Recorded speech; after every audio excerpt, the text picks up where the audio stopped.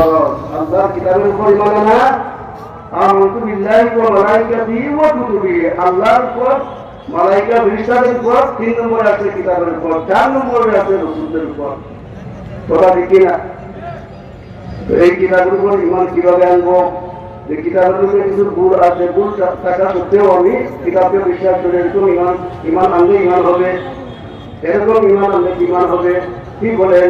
যদি এইরকম যদি ঈমান আনি যে কিতাবের মধ্যে ভুলও থাকতে পারে, তবে আল্লাহর কিতাব বললে আমি ঈমান নিয়ে নিলাম, তাহলে সাথে সাথে ঈমান চলে যাবে। কথা ঠিক না? কিতাবের মধ্যে ভুল, এটা যদি মনের মধ্যে সন্দেহ থাকে তবুও ঈমান থাকবে না, কারণ এই কিতাবের মধ্যে কিনা কোনো ভুল নাই। আর এই কিতাবের যে মর্যাদার কিতাব, পৃথিবীর বুকে আসমানের উপরে আসমানের নিচে, জমিনের উপরে জমিনের নিচে আর নয়। কথা ঠিক না? সবচেয়ে নির্ভুল, সবচেয়ে মর্যাদাবান, সবচেয়ে শ্রেষ্ঠ কিতাব হইল কোরআনে পাক। কথা ঠিক না? এই কোরআনে পাক এমনি খবর জিজ্ঞাসা করবেন না কেন? আপনার তো জানা আছে যে আমি এই খবরটা আমি আগেই জানি। আমি এই খবরটা যে সম্পর্কে আমাকে জিজ্ঞেস করতে আপনি চাইতেছেন, হ্যাঁ, সেই সম্পর্কে আমার আগেই জানা আছে, সুতরাং আপনি আর অযথা আমাকে জিজ্ঞেস করবেন না। কথা ঠিক না? তো আল্লাহ পাক রব্বুল আলামিন জিজ্ঞেস করলেন, ওয়া মা আদরাকা মা লাইলাতুল কদর, নবী গো আপনি জানেন কি লাইলাতুল কদর কাকে বলে? এতে বোঝা গেল লাইলাতুল কদরের ইলম এর আগ পর্যন্ত নবীর ছিল না। কথা ঠিক কিনা? যদি গায়বের খবর তিনি জানতেন তাহলে লাইলাতুল কদর কাকে বলে আল্লাহ তাআলা জিজ্ঞেস করতেন না। কথা ঠিক কিনা? জি, এতে বোঝা গেল নবী গায়বের ইলম জানেন না যতক্ষণ পর্যন্ত আল্লাহ পাক রব্বুল আলামিন তাকে জানান নাই। তো আল্লাহ পাক রব্বুল আলামিন তো জানেন যে নবী গায়বের খবর জানেন না, লাইলাতুল কদর সম্পর্কে ওনার জানা নাই, যেহেতু এর আগে তিনি কে জানানো হয় নাই। তাই আল্লাহ পাক রব্বুল আলামিন নিজেই উত্তর দিতেছেন। প্রশ্নকারী যিনি, উত্তরদাতাও তিনি। বলেন সুবহানাল্লাহ। যিনি প্রশ্ন করেছেন তিনি উত্তর দিতেছেন, যেহেতু নবীর গায়বের ইলম ছিল না।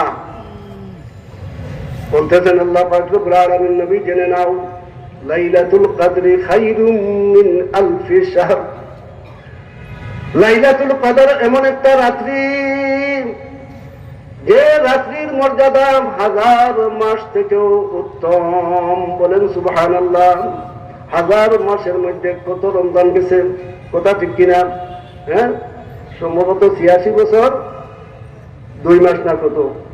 হ্যাঁ, যাই হোক 86 বছর, 1000 মাসে 86, 86 বছর 2 মাস। এই 86 বছর 2 মাসের মধ্যে 86 বার রমজান গেছে না? কি বলেন? 86 বার রমজান গেছে কি গেছে না? 86 বার রমজান গেছে। এই 86 বার রমজান যাওয়ার পরও লাইলাতুল কদরের সমতুল্য হইতে পারছে না, এক রাত্রির সমতুল্য হইতে পারছে না। আল্লাহু আকবার। ওয়া মা আদরাকা মা লাইলাতুল কদর, লাইলাতুল কদরি খায়রুম মিন আলফি শাহর। লাইলাতুল কদর 1000 মাসের চেয়ে উত্তম, 86 বছরের সমতুল্য না, বরং তার চেয়েও আরো উত্তম। খাইর বলতেছেন খায়রুম মিন আলফি শাহর, হ্যাঁ, 1000 মাসের চেয়েও উত্তম। তো আল্লাহ পাক রব্বুল আলামিন শ্রেষ্ঠ কিতাব, শ্রেষ্ঠ রাসূলের উপর নাযিল করলেন, শ্রেষ্ঠ মাস রমজান শরীফে নাযিল করলেন, শ্রেষ্ঠ রাত লাইলাতুল কদরে নাযিল করলেন। আবার লক্ষ্য করলে দেখতে পাই আমরা যে উপযুক্ত নাগরিক তৈরি না করে দেশ প্রতিষ্ঠা করা সম্ভব নয়। তাই 13 বৎসরের মুক্তি জিন্দেগিতে যেহেতু দেশ চালাবার মতো উপযোগী নাগরিক ছিল না, তাই শুধু দেশ চালাবার মতো উপযুক্ত নাগরিক তৈরি করেছেন রাসূল 13 বৎসরের মুক্তি জিন্দেগিতে।